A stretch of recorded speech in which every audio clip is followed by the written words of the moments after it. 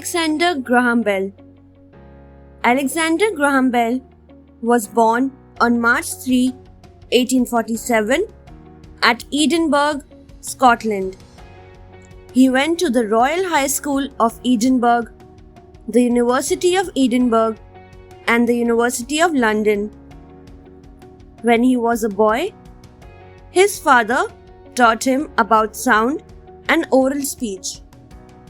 He also received training in music. Alexander was naughty in childhood and broke his toys.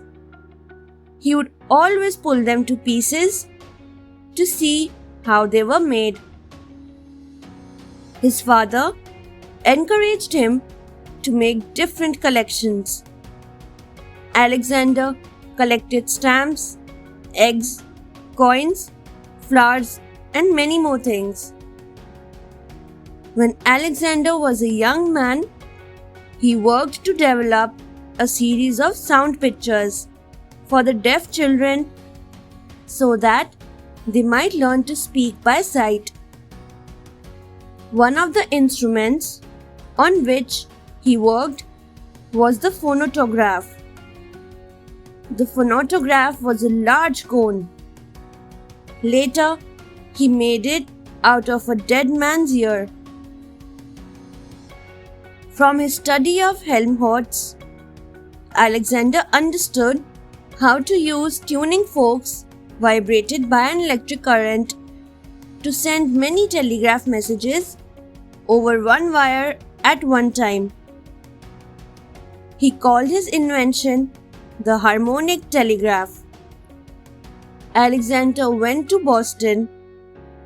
There, he got busy instructing teachers to teach deaf children how to talk.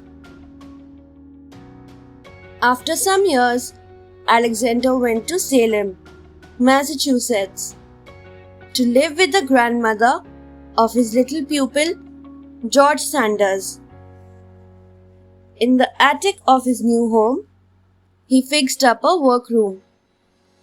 He kept tuning forks, reeds, magnets, electric batteries, wire, and the such like there. During the day, he was at his school. In the evening, he was in his attic workshop, busy with his multiple telegraph. One day, Alexander saw that the bones of a human ear were very big compared to the membrane. He decided to attach a steel reed to the center of a stretch membrane so that it might vibrate in front of an electromagnet.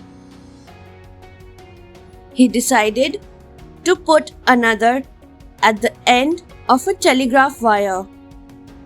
This way, he could make a speaking telephone. But Alexander was not happy with it. He felt it would not work. Mr. Sanders and Hubbard, parents of his pupil, promised to pay the cost of his experiments if he wanted to make them. The next year was full of work. Alexander worked day and night, making experiment after experiment on his multiple telegraph. Professor Henry, one of Alexander's friends, encouraged him to work on his apparatus for the transmission of the human voice. Alexander did so. One day, Alexander and his assistant, Mr. Watson, tried to send 3 messages at one time over one wire. Watson was in one room and Alexander in another.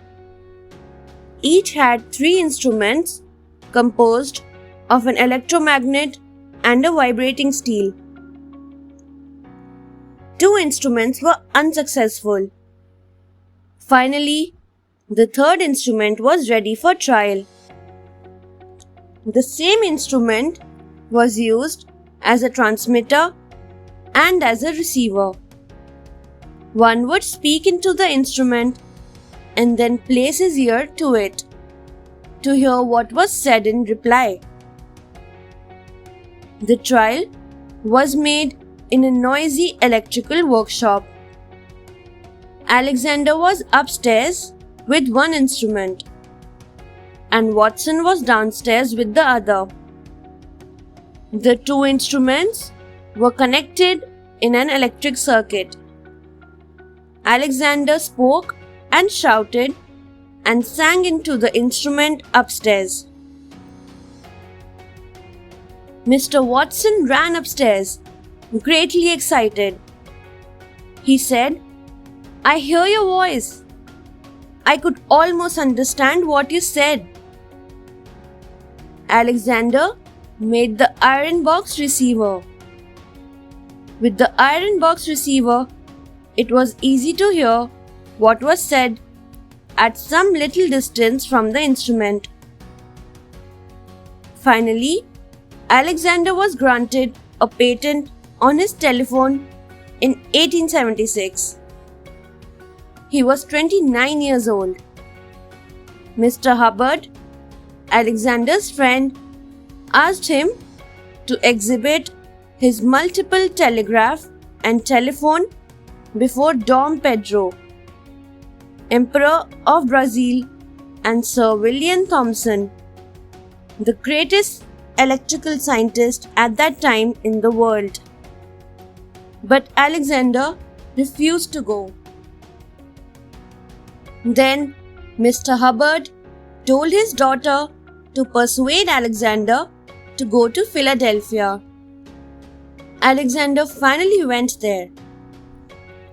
Emperor Dom Pedro saw Alexander and recognized him as the young man whom he had met in Boston when he visited the school for the deaf and the dumb.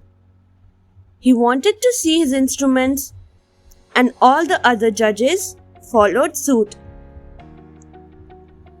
The instruments were ready for use. Dom Pedro took a seat at a table on which rested the little iron box receiver.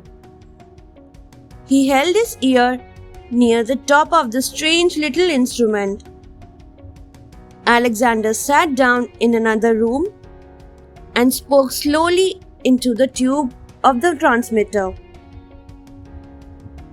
Dom Pedro, of course, did not know how to react, nor did anyone else in the room. Suddenly, he raised his head. With a look of utter amazement on his face, he exclaimed, "It talks!"